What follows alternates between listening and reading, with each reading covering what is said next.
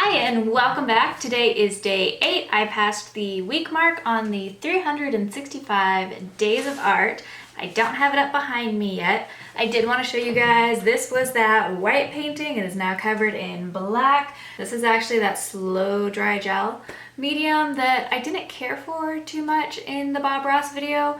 So I decided rather than using up all of my regular gloss gel, this seemed to be extremely similar, so we're going to see if we can't get the same fun watercolor effect eventually on it using that. So I just wanted to share with you guys. The other thing I wanted to share with you guys are all the different acrylic pours, which is why I don't have anything up to work on just yet. I have them all out in front of me. The one we are working on today, the very first one that I did, where I used the Floetrol. Remember I said you could get that just really cheap at a store. It is super shiny. I'm actually tempted to throw a matte medium over that before we get started, but it did come out really cool. It did bubble a little bit. I think I needed to mix my paint better, but that's pretty okay. My other two, very surprised because I haven't had any issues when I've mixed just straight water and paint. I've actually had some really beautiful things happen. Do not use glazing gel apparently. Both of them cracked terribly. So here's this one, which was starting to come out really gorgeous. I kind of love all the colors that are happening, but you can see how big all those cracks are. Yeah, that, which I mean, it can create a cool effect, and I am still gonna paint over it. We're gonna maybe put some color in things in those cracks. It worries me just because if it already did that, I need to look and see how much it might still degrade over time. So I worry about the structure of the paint if it already cracked during the drying process. And our rainbows did the same thing. Look, these are huge in this one. And I didn't do anything different between the two of them. I don't know if it's to do with the paint pigments or if I got the ratios a little bit different, but huge cracks in this one. So the other thing that I wanted to show you that I'm officially counting as day 6, and it'll be hanging up behind me because I'm gonna count the brown one as day 7 since we're painting over top of it, is this fun thing. Matte medium on one side, gel on the other, and I created this by taking that excess paint that had fallen through on the rainbow pour, and I just pressed this into there and pulled it away and then kind of played with it. I took scrap pieces of paper and pressed them on and pulled them off. I will show you guys this process, but this is something I came up with a while ago that I love for backgrounds. Super fun. Let me change my setup and I'll be right back. We are ready to go. I have the project I'm counting for yesterday's art journal hanging up here. This is what we're gonna work on today. I added 2 coats of the matte medium. It's not as heavy as the gel, so it didn't dull it quite as much as the gel does, but it did cut back on that shine just a little bit. I'm going for more of a structured composition with where I want the leaves on this. Now, I could easily go ahead and take the paint and kind of map it out and mess around and see exactly where I want it. But to cut down on time a little bit and just to keep it exactly the way I want it without messing up my background, I'm going to be using a technique that causes some division in the art world whether or not you're okay with it. And that is using tracing paper. So, caveat to that. I like this tracing paper because I can get my shapes and then I can just kind of move them around on my background and put them exactly where I want them and then transfer them with this white transfer paper. And that way I don't have any pencil marks, I don't have any erasing, I don't have any residue paint or anything. I can just put my lines on here.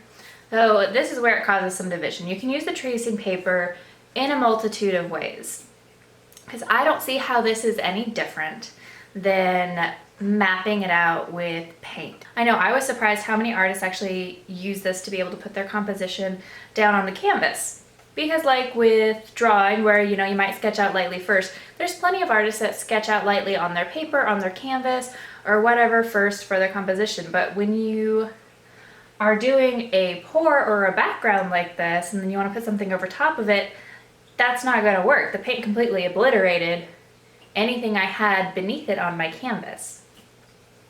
that's why I'm going to use the transfer to put it on there. And this is where there's varying levels of comfort from artist to artist. I was doing a lot of research and I found out that a lot of people that do portraits will do this technique and actually will trace a little bit and get some basic lines from the picture that they've been sent to be able to paint the portrait from.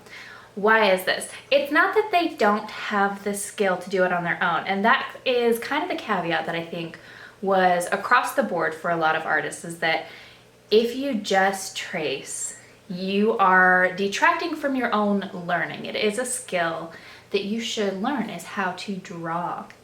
Because if you just trace, you're not working those brain muscles that tell you and train your eye and train your hand how to do that. However, if you are a professional artist or artists that are doing a lot of those commissions, it just saves you time and it gets the proportions automatically correct.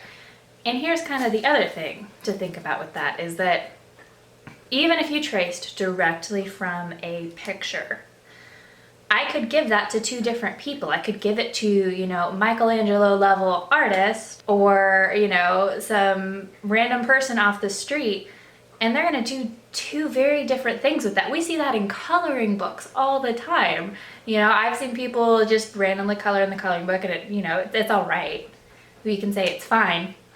And then there are people that have taken those coloring books and made beautiful pieces of art. So the thing is, you have to decide your own comfort level, and I think part of that depends on what you want to do. So I personally feel that tracing can be very valuable in the practice stage, especially if you've never drawn something before and you want to take several different photos and you can kind of trace the lines of it and get an idea of the sizing of it and train yourself to see that. And then look at those and try to draw your own. I personally think that's great practice. Maybe we'll do a video on that. I'll print out a couple different photos and we'll see what that could be, is if you trace the different lines and then try to draw your own version of it. I always say, as long as you're not hurting anybody else, and especially when it is just for you, anything goes. You do what makes you happy. Where it gets tricky is, okay, so maybe you're not necessarily trying to sell, but you are trying to post it on social media. That's where you have to go to those websites that I was talking about to look for reference photos or either use your own photos. And you have to make sure, especially if it's recognizable, that you are using something that you are allowed to use, that you are allowed to recreate. When it comes to the professional level, however, I think some of the easiest, best advice that I came across and wholeheartedly agree with is that you do whatever you need to do to make your art. However, don't lie about it and only do what you are comfortable with your customer know that you're doing. So, however you make your art, if you do tracing and you would be uncomfortable or you would feel embarrassed for your customer to know that you traced that from a photo, you probably shouldn't do it. However, if that is your style of art, you have built this customer fan base and they know you do that, that's fine, that's perfect. There are people that do collages and just paste stuff together. I've seen people use stencils in art. So I don't think it's a crazy thing. The more the technology progresses, the more we have available to us in a variety of fields, including art. It is about how you express yourself. It's about how you put it out there. That is art, is how you convey to everyone else what you see and what you are feeling. Because there are some people that don't believe that digital art is really art because you're going on the computer and manipulating photos and stuff. So it kind of divides the community sometimes. I'm at a stage where I definitely use reference photos. I like to grab a couple different reference photos and use them to piece together in my mind what sort of composition I want. This tracing thing is actually still very new to me.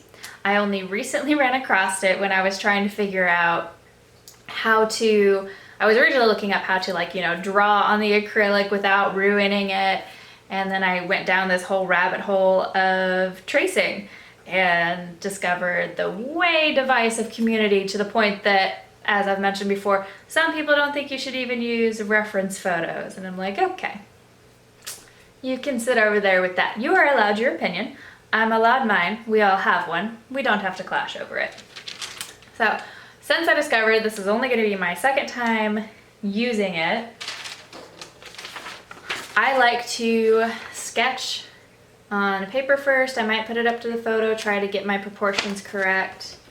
See if you can see where I have some pencil lines and erasing marks, all things that I wouldn't want on my painting.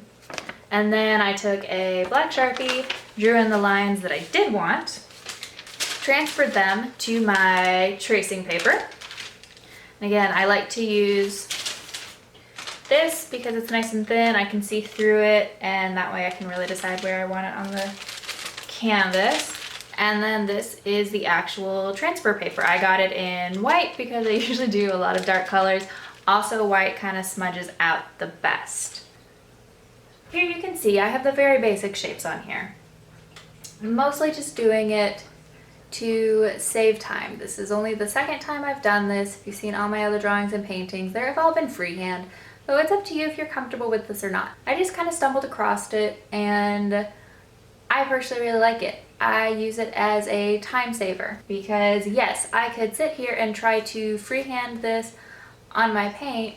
It's just gonna take me longer. Our prep work is done, now onto the actual painting part. I'm gonna be using Liquitex Light Modeling Paste. This is supposed to dry faster than the regular modeling paste, and we're actually gonna be mixing acrylic into it rather than just putting it down first. We're still playing around with our Arteza paints today. I have a phthalo green and a yellow green. These are my two main colors for my leaves today. I'll let you know as we add in some other ones, but let's start just with these.